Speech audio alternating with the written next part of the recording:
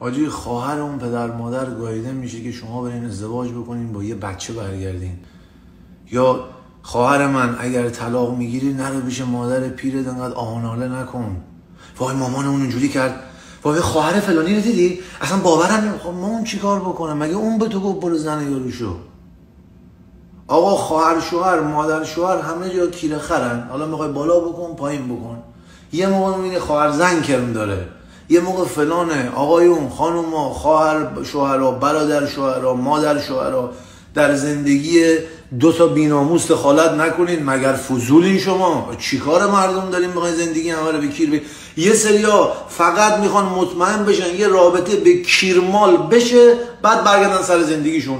بعدم که زنگ بزنی آره من دارم جدا میشم، آره زنگ نزن سعید زیاد خوشش نمیاد این چیزا. ها کسکش مادر جنده سعید خوش نمیاد، گوه خوردی زندگی ما دخالت کردی، کیر تو ناموسه.